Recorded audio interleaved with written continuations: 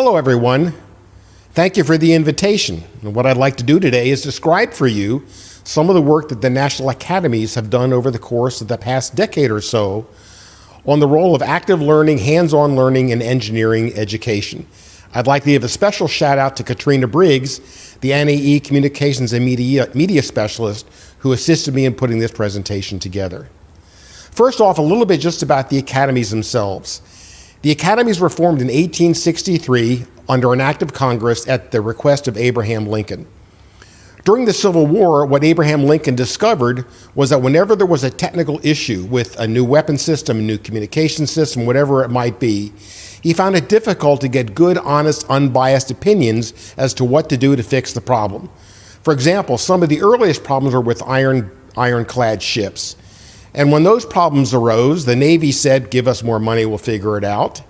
The iron maker said, give us more money, we'll figure it out. And the shipbuilder said, give us more money, we'll figure it out. And so what Lincoln decided to do instead was create an advisory body that was not compensated except for recovering their expenses to become unbiased, unbought advisors to the nation. And so starting in 1863, the academies were formed. If you look at the original roster of 60 members that the Academy had at that time, they were, in today's parlance, scientists, engineers, and physicians, and they came from industry, from academia, and from government. Not unlike the composition of the three academies that we have today. Over time, the National Academy of Sciences formed separate subgroups under the same charter, so we now have the Academy of Sciences, the National Academy of Engineering, and the National Academy of Medicine underneath the same uniform congressional charter that dates all the way back to 1863. And of course, we've advised the government on numerous issues over time, and one of them has been a series of reports that have been done mostly over the last decade or so, a bit before that, looking at the aspect of hands-on learning in engineering education. But before I turn to that, I want to just make two very general comments. First off, if I look around the virtual room here, I can tell that enough of us, when we went through high school and middle school, had what we used to then call shop.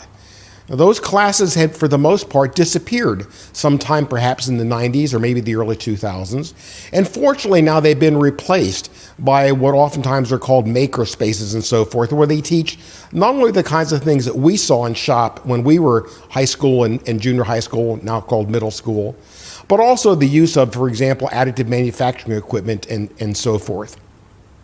So I'm glad to see that rebound on hands-on learning that we're seeing. There's also been, I think, a rebound in terms of how community colleges teach the trades, and even, in fact, how some of the tech schools that high school systems use as well in teaching people the trades and doing things with their hands. And in fact, oftentimes people, even though they might be college-bound to be engineers, they still have gone through some of that curriculum to learn how to do things actually with their hands. The second thing that I will cite has to do with my own particular background. I think, as you know, I spent the first 31 years of my career at Sandia National Laboratories, which was run under contract by Lockheed Martin. And then in 2010, I moved to the Skunk Works in California until I retired in 2015. And one of the experiences that I had at both of those institutions is when you got a new crop of engineers in right out of school, whether it was a bachelor's, master's, or PhD level, the first thing you did is you put them on a team and you told them to go off and build something. And let's look at their creative juices and how they might build a UAV and how they might actually construct it and print it. In fact, one of the things that happened at the Skunk Works, we pulled together one of these teams, and they were the first ones to direct print a drone.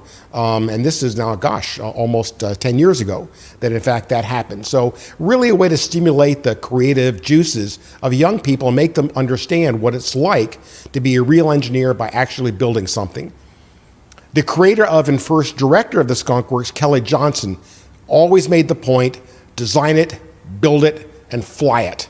That's the best way that you actually get the best hand-on learning that you can possibly get and give to a young engineer. What I'd like to now do is turn to several of the studies that the academies have done over the course of the past decade or so, looking at the role of active and hands-on learning in terms of the training of the next generation of engineers. The first report, that dates back to 2012, is called Understanding the Educational and Career Pathways of Engineers. The whole idea behind this report and study was to sustain and strengthen a robust and resilient engineering education system in order to generate that next generation of engineers. The report addresses several promising directions in engineering education that could help respond to the increasing demand for graduates with both technical and professional skills. There are a series of active learning techniques for students, and in my view and experience, the most important one is that notion of hands-on experience. It's not the only active learning technique, but in my sense, it's probably the one that's the most important. In fact, it harkens back to a famous quote from Confucius, who said, "If I hear, I forget. If I see, I remember. If I do, I understand." Very important. I know in my own experience that if you actually do things yourself with your hands, you have a better chance of really remembering it and really understanding what it does than if you just hear about it or watch a video, for example, on a screen. I made the comment earlier about the role of shops that are now called maker spaces, but I think that's really been an important thing, and that began emerging on the scene right about the time of this report. You know, it was a great way for individuals to have ideas and go out and try with rapid prototyping. In fact, I've even noticed now there are very small, simple, direct printing machines you can take at home and allow people, even when they're very young children, well before middle school, with plastics, but to start actually the notion of additive manufacturing and doing that. You know, and it's clear to us, I think the data shows, that this notion of hands-on experience and rapid prototyping through maker spaces and so forth actually trains students and gives them far better understanding than the old-fashioned traditional method of nothing but sitting in a room and listening to a lecture. The active learning really reduces gaps in achievement and retention between underrepresented majority groups as well, which I think is a very important thing, because as the engineering field grows over the course of the next several decades, we need people from all backgrounds to be able to be successful and contribute to the nation as engineers. The next one that I wanted to take a look at was one that was from 2021, which is a relatively recent report, but it was entitled Cultivating Interest and Competencies in Computing Authentic Experiences and Design Factors. The idea behind this one was looking at really current research on expanding access to STEM education and computing for all segments of society. The idea is, I think we all know that computing influences and is influenced by society. And over the past decade, a great deal has been done at the national level to try to use, for example, computational things as a way to address issues of lack of diversity in computing workforce and the programs that promote learning and computing. Well, one possible approach to this is, once again, this notion of authentic experiences, authentic learning. The notion of not just reading about how you do coding, but actually having an opportunity for students themselves to learn how to do simple codes and write those simple codes. In fact, there's a real issue in the nation, which I think we're on the path to addressing, where there's a real paucity, an insufficient number of students that are learning about coding. And now, in fact, you'll find that there are high schools and even middle schools in some places that are beginning to teach coding to students. That being a computer scientist these days is a lot more than playing video games. It's about writing the code that creates those games like that. A wonderful way to reach all aspects of society in terms of generating technical interest and where they might want to go with their particular career path. The next report that I'd like to describe is one that was done in 2018, entitled Graduate STEM Education for the 21st Century. This is one in which the team on the committee actually tried very hard to understand what kind of cultural changes might have to take place at the nation's universities to put students at the center of the graduate school experience, as opposed to, for example, being more peripheral to that. The main theme of the report tracked trends and themes in graduate education and recommended some ways to revitalize the landscape. One of the important issues that comes out in the report is that many graduate programs do not employ the most effective undergraduate or graduate teaching and mentoring practices that address active learning. Research, for example, has shown that active learning, such as being able to do things with your hands, driving your own projects, really helps drive student learning and retention. It recommends that students be encouraged to create their own project-based learning opportunities, ideally as a member of a team. For those of us that spend a career in industry, you know for a fact that engineering is a team sport. And as a way, working in this team environment, it clearly will help develop those kinds of professional skills that will be transferable ultimately to to a job.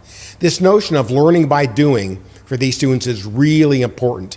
And even at the graduate level, in some ways, is an extension of what happens these days for undergraduates in their senior year when they take a capstone project, where a small team is put together to actually address a real problem, build a UAV, build a car, whatever it might be, to develop these team skills. One thing personally I would like to see is more multidisciplinary capstone projects. It's not really addressed in this report, but in my own experience, I do know that rarely are problems solved by a team of some number of engineers that are all from the same engineering disciplines. Some of the other issues they talked about, for example, would be adjusting faculty rewards and incentives to emphasize education a bit more, disseminating data to increase transparency for students to help them, give them another variable to consider when they pick, their graduate studies, and also ways to increase diversity, equity, inclusiveness throughout the entire STEM graduate program arena. The next chart that we want to look at, or project study that we want to look at, is a discipline-based education research. Once again, a report that comes back from almost 10 years ago, from the year 2012. And the whole idea behind this one was the idea of emerging areas of scholarship to improve undergraduate engineering education. Basically a discipline-based education research for engineering. This investigates learning and teaching as a discipline using a range of methods with deep grounding in the discipline's priorities, worldview, knowledge, and practices. In a nutshell, it's concerned with specific learning and teaching in a particular discipline. I think that's in many cases what a lot of us saw in our own undergraduate days in the university. It supports a whole wide range of approaches for making this instruction effective, but it also drives the notion of interactive learning amongst the students and the solving of real authentic problems and having activities that drive those real problems. Once again, this notion of hands-on work, joint work, things like capstone projects, etc. This area is still being explored, and I think it holds promise for helping engineering address one of our own pressing problems, and that's the negative impact of things like pollution and biodiversity and climate change on society. I'd like to think that the tremendous emergence of things like maker spaces at universities over the last few years was in some ways driven by reports like this that were done, as I said now, 10 years ago. The next particular study was one that was done that's actually just recently released, a matter of only a month ago, and it's Imagining the Future of Undergraduate STEM Education. It was the proceedings of a workshop, but it looked really at the skills that are expected and needed that we think will grow at more at a higher rate than a number of other non-STEM occupations. At least this is according to the Bureau of Labor Statistics. In response to this and other trends indicating greater demand for engineers and diverse skills, we held this public forum, as I said, in April of 2022. At the forum, experts and stakeholders imagined a world in 2040 and consider what will engineers of the future look like. In some ways, this is the next version of Engineer 2020 that we did about a decade or a little bit more, a decade and a half ago or so. But if you look at the engineers that will be in the world in our roles in the year 2040, how will they learn the skills and practices that they need and the concepts to be able to contribute to innovation the way that we've been able to do during the course of our own careers? It was a 3-day public symposium with expert and stakeholders. They shared goals, priorities, and dreams for improving student-centered learning. They examined how student-centered learning experiences could be created and how to facilitate a successful transformation. National Academy of Sciences President Marcia McNutt noted that STEM education has evolved to include more inquiry-based learning that emphasizes fewer lectures and more hands-on time in the classroom. So this notion of hands-on learning keeps cropping up over and over and over again. It was further emphasized that engaging students in making sense of the world around them by asking questions, gathering data, analyzing evidence, and learning to communicate their ideas, results, and conclusions teaches them both about STEM and how STEM actually works. One of the most amusing stories I can relate from my own life: when I was younger, I would occasionally go back to a senior class in some engineering discipline and talk to the student engineering club. And you'd ask a question, so maybe you'd have 40 people in the room, depending on what the discipline was. How many of you think you'll have a career in sales? You'll maybe have one student that will raise their hand. Obviously, this is an individual thinking of being a sales rep for some company or another. And then you tell them, no, it's actually all of you.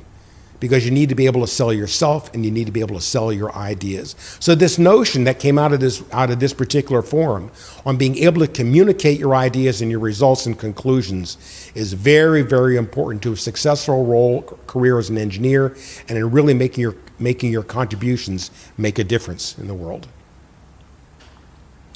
The next one that I wanted to refer to is one that's ongoing right now, being sponsored by the Department of Defense. But it's strengthening the talent for national defense-infused advanced manufacturing and engineering education through capstone design courses. So here the notion of capstone courses comes back again. But it's interesting that if you look at the entire defense infrastructure, from individuals that are in uniform to working at FFRDCs, DOE national laboratories and so forth, defense contractors, for-profit commercial companies like my former employer, Lockheed, Boeing, or Raytheon, Northrop Grumman, and their supply chains, for example. This notion of being able to get engineers that have not only the right talent from a technical sense, but also the right background to be able to get clearances and so forth to be able to contribute to the work. You know, and I think one of the things that we see in this study, which is in the process of still ongoing, is that engineering is really a creative endeavor that contributes to the welfare of our nation, not only in its national security, but even more broadly than that. This new study, as I referred to, which is underway right now, is aimed at trying to remove obstacles to having these students engage and develop the techniques to really make an impact on national security and better ways to integrate advanced manufacturing technologies into the undergraduate engineering base, ultimately to benefit the defense industrial base. Hopefully, in this particular notion, people will learn more about having the right skills to really apply additive manufacturing, combinations of additive and subtractive manufacturing, designed for manufacturing, in order to produce better products more quickly and more cost effectively than they have in the past. You know, understanding how advanced manufacturing is taught and treated in the capstone courses is an important goal, as is trying to identify what are the best practices for collaboration and experiential learning. Once again, the notion of building things and fly it, as I had said earlier on. And how is industry participation coupled with undergraduate courses? In my experience, capstone courses involve local industry or industry anywhere in the nation, oftentimes lead to better outcomes than those that are just done in vacuum. And then looking at ways to integrate these technologies and for the technology transfer of these into actual manufacturing settings. So, as again, it's called Strengthening the Talent for National Defense, Infusing Advanced Manufacturing and Engineering Education through the capstone design courses. So, I know that was a rapid tour through what the National Academies have done in the area of hands-on learning, etc. Clearly, I think from the reports that we've done, our own experiences from probably middle school on, through what we've done in capstone courses, etc., what we might have done in internships, for example, whether it's a summer internship or a full internship somewhere, it's clear that it's always been true, and it's even more true today, that the notion of infusing hands-on learning into the training of the next generation of engineers is critical to the innovative nature and success of our society today. Thank you.